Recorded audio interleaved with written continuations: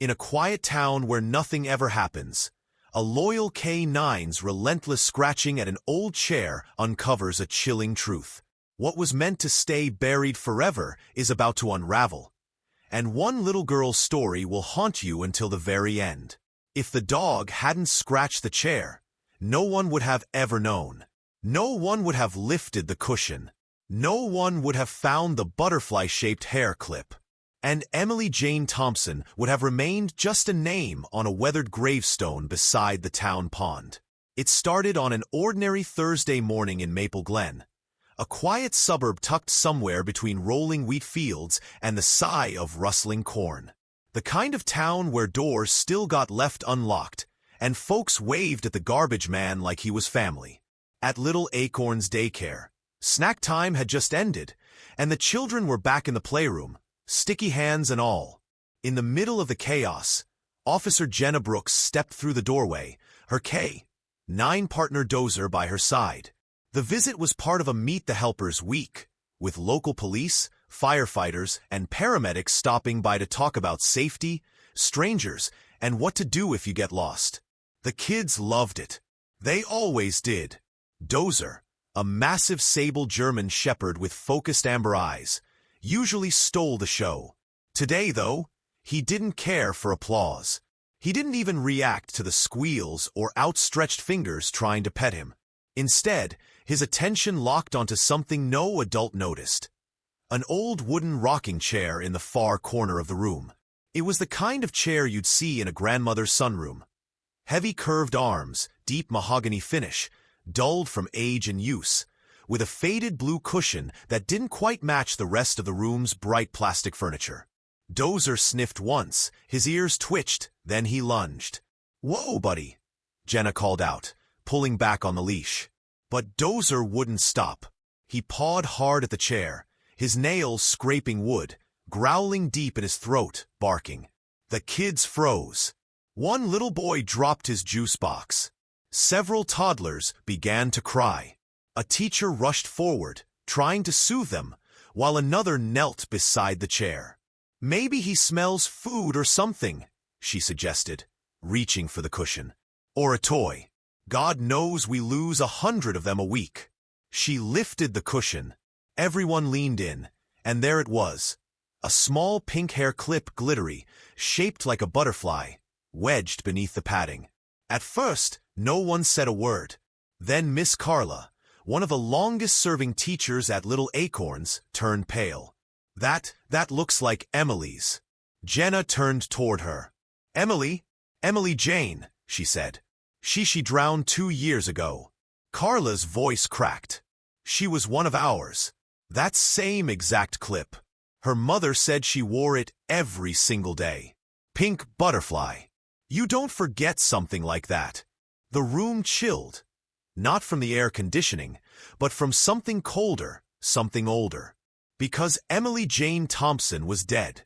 She had drowned in the community pond during summer field trip season. At least, that's what everyone believed. Carla left the room and returned moments later holding a laminated photo. The class picture from 2 years ago. There she was, Emily, center row. Second from the left, dark brown hair a little too long for her age, big eyes. And right there, perched on her head, the exact same clip. Jenna's jaw tensed. "You're sure this wasn't just another kid's clip?" she asked, already knowing the answer. "No," Carla said, barely above a whisper. "No one else wore those. Emily had 6 of them. Her mom bought them as a set. Said they were lucky." Dozer sat beside the chair now, still staring at it, head low, tail unmoving. He knew something. Jenna picked up the clip using a tissue and slipped it into a clear evidence bag from her pocket. The weight of it felt heavier than plastic and glitter should. "I'm going to need the contact info for Emily's parents," she said to Carla. Outside, the sun still shone. Children still played in yards just blocks away. But inside that daycare, something had shifted. The walls suddenly felt older, the laughter thinner. Jenna took Dozer outside and dialed the precinct. They needed to reopen Emily's case quietly. No press, no parental panic. Not yet, because whatever happened back then, they might have gotten it all wrong. And if you believe dogs never forget what humans try to bury, make sure to subscribe to the YouTube channel K9 Miracle Stories, where real stories of canine courage, loyalty, and truth come to light. Back in the break room, Carla sat with a mug of coffee she didn't drink. They found her shoes by the water, she said. That's why they thought she'd fallen in. But I remember thinking she was always scared of the pond. Jenna paused. Scared? How? She used to scream when we'd walk by. Said there were monsters in it. Carla looked up. We thought it was her imagination. Kids say stuff, you know. Jenna didn't respond right away. She stared down at the clip again. This wasn't imagination. This was something real. Something that had been sitting just feet away from children all this time. And someone had put it there. When she got back into the cruiser, she flipped open her old notebook. Page 4. Emily Jane Thompson. The report from 2 years ago was thin, just a few pages. A rushed autopsy citing accidental drowning. No signs of foul play. Parents interviewed, daycare cleared. But something new stuck out now. Emily had gone missing from inside the daycare, supposedly wandered off during outdoor play. But if she'd gone straight to the pond, why had no one seen her leave? And why was her clip just now showing up? The sinking feeling in Jenna's stomach wasn't just about Emily anymore. It was about what else had been hidden, and who had hidden it. Jenna Brooks didn't sleep much that night. The hair clip sat in an evidence bag on her kitchen table, reflecting the yellow glow of the ceiling light like it had something to say. It wasn't just the sparkle, it was what it represented. A quiet whisper from the past, suddenly screaming at her through time. She opened her laptop and pulled up the old case files. Everything had been neatly closed. Too neat. Emily Jane Thompson, age 4, missing from Little Acorns Daycare on July 17th. Last seen during supervised playtime. Her shoes found near the pond that bordered the back of the property. Body recovered by divers the next day. Ruling, accidental drowning. Case closed. No real investigation. No suspect interviews outside the daycare staff. And no explanation for how a child terrified of water managed to end up face down in it. Jenna scrolled through the photos again, feeling that tug in her gut. Emily's eyes stared back from the screen, bright, curious, full of a story that had never been told. The next morning, she stopped by the county sheriff's office before heading back to Little Acorns. Dozer trotted beside her, more alert than usual, like he remembered too. Going back to the daycare? Her supervisor, Captain Reeves, asked as he poured his 4th cup of gas station coffee. Yeah, I want to re-walk the site, Jenna replied. The clip didn't get there on its own. Someone put it under that chair. Reeves nodded slowly. You think someone at the daycare knows more than they said? I think we all assumed Emily wandered off, but that clip didn't wander anywhere. That was intentional. He didn't argue, just handed her a faded blue folder. You might want this. It's the original witness interviews. There's not much, but something might stand out now. Jenna took the file and left, the sun glaring off her windshield like it had something to hide too. Back at Little Acorns, things were quieter. The staff had done their best to stay composed, but Jenna could feel the tension in the air. There was an edge now. Whispers in the hallway, extra eyes on every child. Carla met her at the front door, clearly rattled. Do you think it means something? She asked. I do, Jenna replied, her voice calm but firm. And I need your help walking through everything from that day. Every detail, even the ones that didn't seem important back then. Carla nodded and led her to the staff room. She pulled a key from a chain around her neck and opened a locked filing cabinet in the corner. I kept copies, she said. Photos, notes, drawings Emily made. I couldn't bring myself to throw them away. She handed Jenna a Zip 29 zippered pouch, worn from time. Inside were childlike drawings in crayon, flowers, sunshine, a stick figure family with labels like Mommy, Daddy, and Me. Then one drawing stopped her. It was different, darker. A small figure, clearly a child, stood in a square room. In the corner was what looked like a chair. Across the page loomed a larger figure drawn in gray with sharp black lines. Angry eyes, and behind the figure, something red. The date in the top corner made Jenna's stomach turn. July 16th, the day before Emily disappeared. "I don't remember this one," Carla whispered. Jenna did. She remembered finding drawings just like this during her academy internship. Things dismissed as imagination when they were really cries for help. "This wasn't a monster," Jenna said softly. "This was a person." Carla looked like she might cry. "But who?" Jenna turned the page over. In faint pencil, a small scribble. "Mr. B says don't tell." She left the staff room, heart pounding. There had been only one male staff member back then, Brett Ellis. He'd worked part-time as a teacher's aide while finishing community college, quit suddenly just a few weeks after Emily's death. The file said he left for personal reasons. Jenna pulled out her phone and ran a search. Found him quickly, now working at another childcare center 2 towns over. Her pulse spiked. That afternoon, she returned to the daycare with Dozer and began a scent track using the recovered hair clip. She didn't expect much. It had been 2 years after all. But Dozer surprised her. The instant she uncapped the bag, he jolted to life, sniffed the air, let out a low growl. He sniffed along the playroom floor, across the corner where the rocking chair sat, and toward the back door, the emergency exit that led to the fenced-in playground. Then he did something Jenna didn't expect. He stopped at the old supply closet. It had always been there, mostly ignored, just a cramped little storage space full of paper towels and finger paints. Dozer scratched at the baseboard, barked once, then twice. Jenna knelt down and ran her hand along the floor. There was a faint seam in the wood, something that didn't belong. With Carla's help, they moved the shelves aside. The back wall was hollow. A panel slid open with a reluctant groan. Behind it, just a shallow crawl space, and inside, dusty toys, old crayon boxes, a torn stuffed bear, and scratched into the wall, barely visible through the grime. Jenna stared for a long moment. Someone had kept Emily in here. Maybe only briefly, maybe longer. But this wasn't where a lost child hid. This was where someone put her. She took photos of everything, called it in, requested a forensic team. Back in her cruiser, Jenna stared at the old case file again. Something hadn't sat right from the start.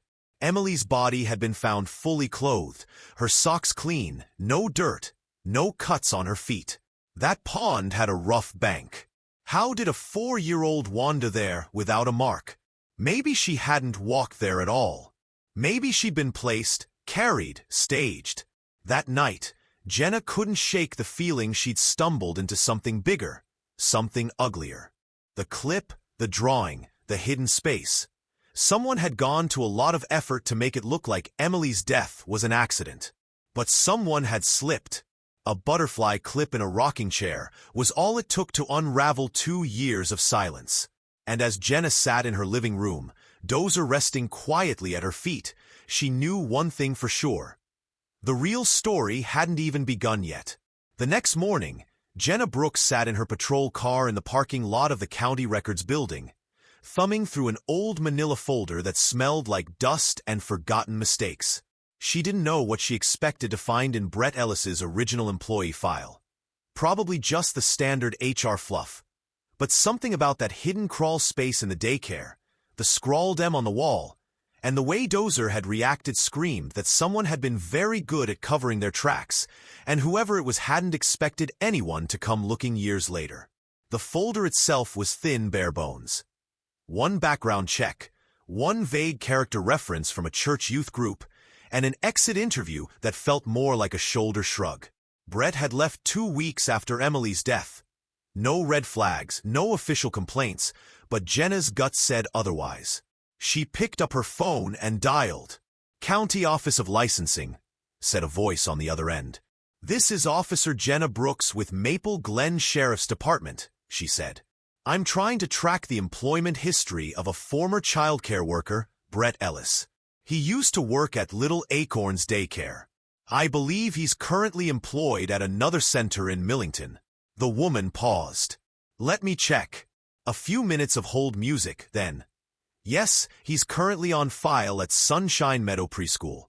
Been there almost a year." Jenna scribbled the name and address. "Can you confirm if he has any past disciplinary actions or red flags on file?" Another pause. "No formal complaints filed in the system, but there's a note. Says he left his last job under sensitive circumstances, but no further detail. It's sealed." "Sealed?" Jenna repeated. "Yeah, it's rare. Only happens when legal or law enforcement-related issues are involved." That was all she needed to hear.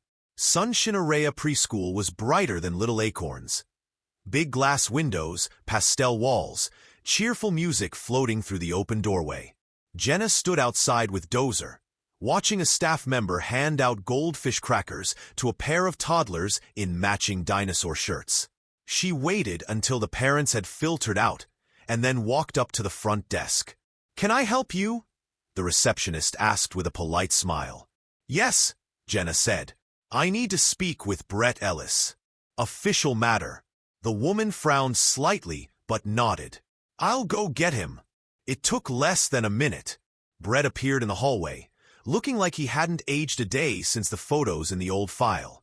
Late 20s, maybe early 30s, still thin, soft voice, polite smile that didn't quite meet his eyes. "Hi," he said. "I'm Brett. Is there a problem?" Jenna held up her badge. "I'd like to speak with you privately." They moved to a small empty room down the hall. Dozer stayed close, sitting at Jenna's heel, silent but alert. "I'm reopening an investigation involving the death of a child from Little Acorns," Jenna said. "Emily Jane Thompson. You worked there at the time." Something flickered in Brett's eyes. Surprise, annoyance, fear. It passed too quickly to read. "I remember," he said. "That was awful. Do you recall anything unusual from that day?" Jenna asked. He shook his head. "No, I wasn't even outside when it happened. They said she wandered off and fell into the pond." "Did you ever speak with investigators?" "I gave a statement," he replied quickly. "It's all in the file." Jenna tilted her head. "Did you know they found one of Emily's personal items under a chair in the playroom last week?" He blinked. "No, how is that even possible?" "That's what we're trying to figure out," she said. "You left 2 weeks after the incident." "Why?" "Look, it messed me up, okay," he said. "A kid dying while you're supposed to be keeping them safe? I didn't want to work with children after that. But I eventually came back to it. I love kids. Always have." Jenna stared at him for a long moment. Dozer gave a low grunt. "Thanks for your time," Jenna said, standing. "I may have more questions later." Back in her car, she jotted down every detail. Brett's nervous lip twitch, the way he avoided her eyes, the defensiveness masked in practiced grief. It wasn't much, but it was something. Then she did what every cop eventually does in the quiet. She started looking where no one thought to look before. She drove back to the station and pulled the original intake log for the day Emily died. The attendance sheet had names, arrival times, initials of whoever dropped off the children, and next to Emily's name, a time, 7:12 a.m. But her class didn't start until 8. And the initials, B. Jenna froze. Why would Brett be the one to sign her in? Only staff members were allowed to do that, typically assigned teachers or the front desk assistant. But Brett had no classroom duties that day. She opened her notes again, cross-referenced statements from other teachers. 2 of them had marked Brett as on break from 7 to 9 a.m. And the security cameras, they had been broken that week. Convenient. Too convenient. She needed more than a gut feeling.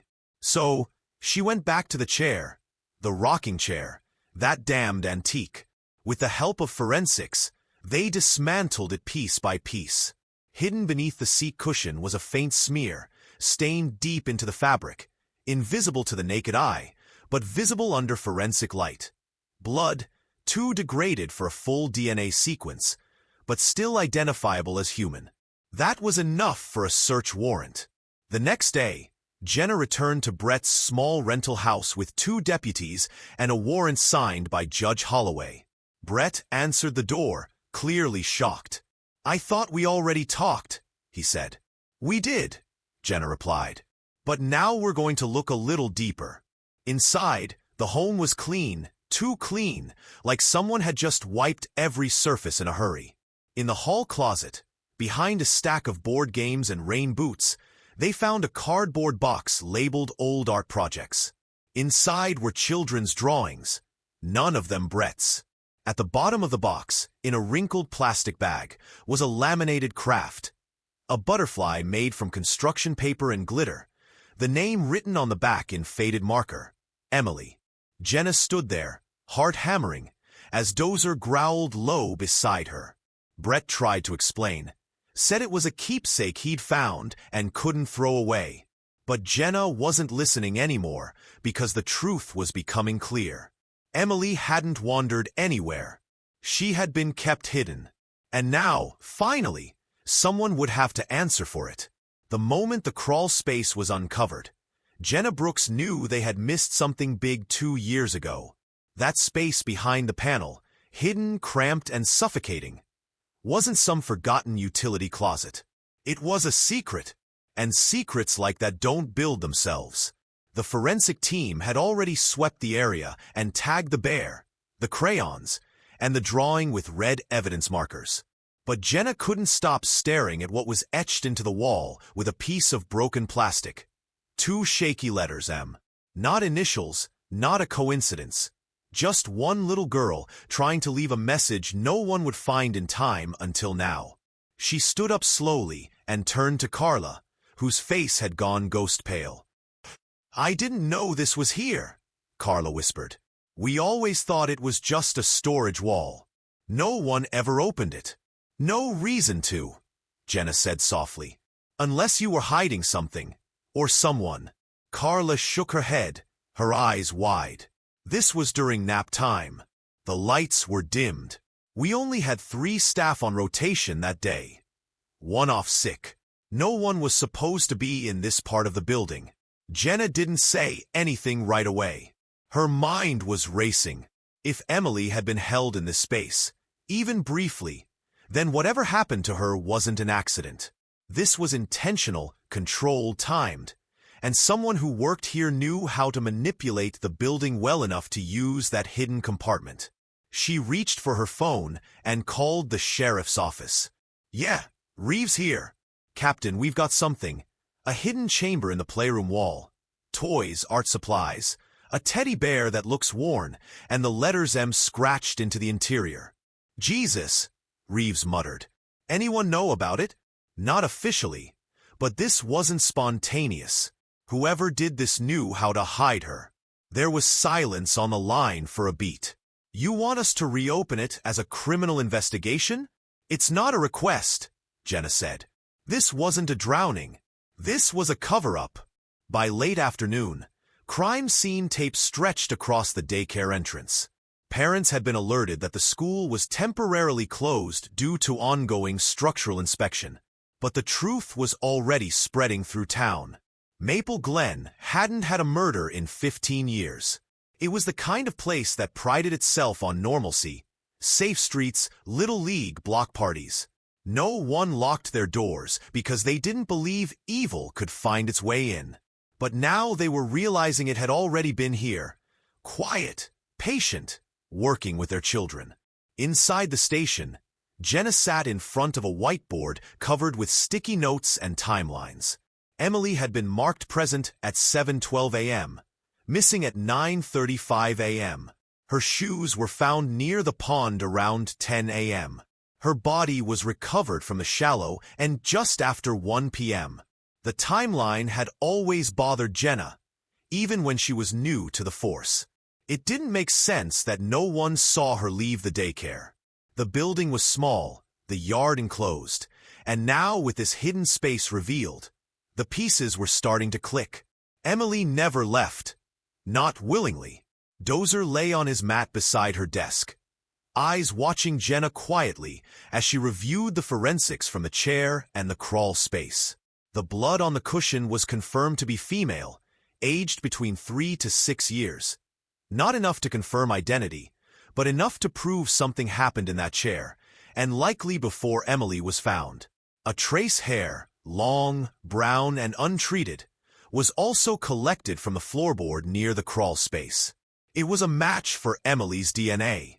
She had been alive after she was marked missing, which meant someone took her, held her in that space, placed her body in the pond after the fact.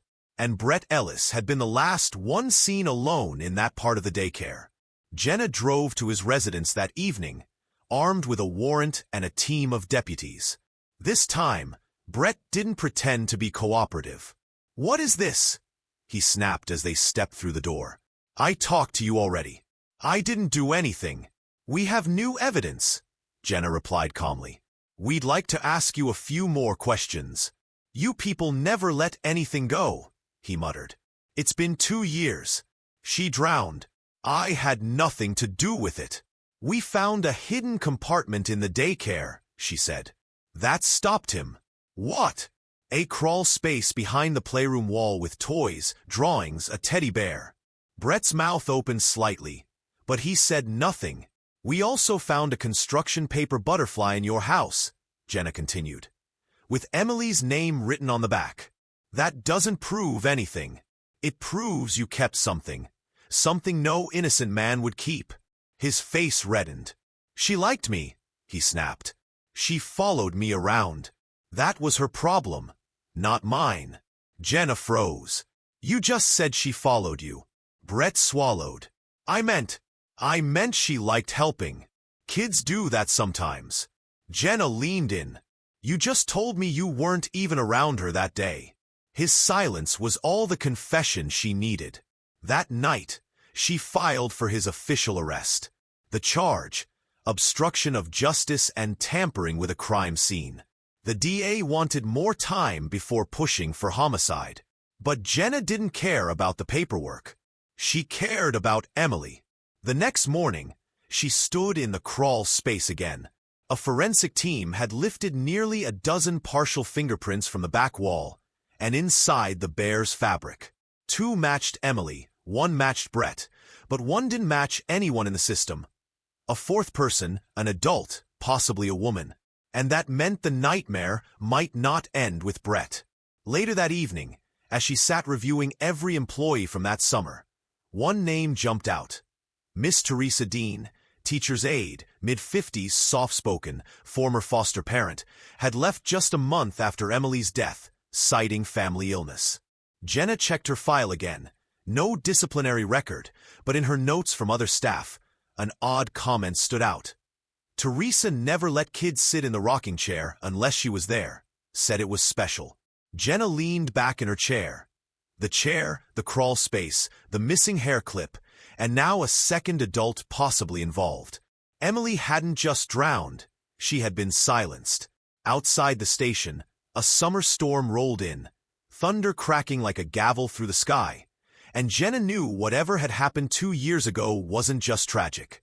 It was intentional, and the truth was finally pushing its way to the surface. Jenna Brooks stood in the evidence room, arms crossed, staring at the rocking chair like it might start talking. In a way, it already had. For days, the chair had been sitting there, roped off, isolated under a plastic dust sheet, silent and unnerving. It had been with children every day, a fixture in the playroom. It had rocked kids to sleep, sat in the corner during story time. Teachers had leaned on it. Parents had walked right by it. And all along, it was hiding something. It had hidden blood. It had hidden Emily. And possibly it had hidden evil. The forensic report sat on the table next to her.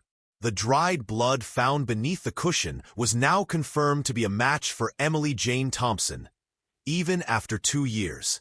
That alone shifted the entire investigation from possibility to certainty. Jenna opened the folder labeled Recovered Items, Daycare, and pulled out the photos.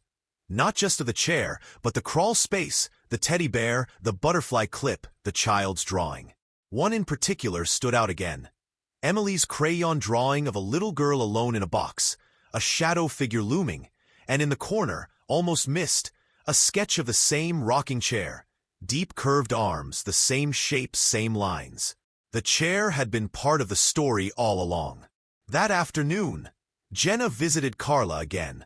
They sat in the empty daycare hallway, a sense of stillness hanging in the air, like something sacred had been disturbed. "Did you ever notice anything strange about the chair?" Jenna asked. Carla hesitated. "I mean, it never matched the rest of the furniture," she admitted. Everything else was bright, soft-edged plastic or fabric. That chair, it was antique, old-fashioned, looked like something from your grandma's attic. "Where did it come from?" Carla furrowed her brow.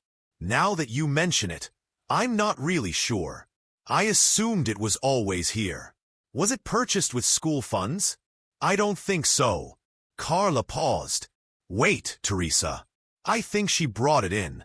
"Teresa Dean?" Carla nodded slowly. "Yeah. One day it just showed up, and she told the staff director she donated it. Said she'd had it in storage and thought it would add warmth to the room." Jenna felt her stomach tighten. Teresa Dean, former foster parent, daycare aide, left suddenly after Emily's death. No record, no complaints, too clean until now. Jenna pulled up the daycare's donation records and matched handwriting samples from the personnel forms. A thank you card included in the log confirmed the chair was from Teresa Dean's personal collection. She had brought it in just 6 days before Emily's disappearance. The same week Brett Ellis had begun working unsupervised in the mornings. Jenna and Dozer paid Teresa a visit that evening. Her house sat on the far side of Maple Glen, away from the busy town center. An aging 2-story tucked behind an overgrown hedge and flaking shutters. A wind chime clinked hollowly as Jenna knocked on the door. Teresa answered with a look of pleasant surprise. "Well now, I haven't had company in a while," she said, brushing her silver hair behind one ear. "Are you from the church?"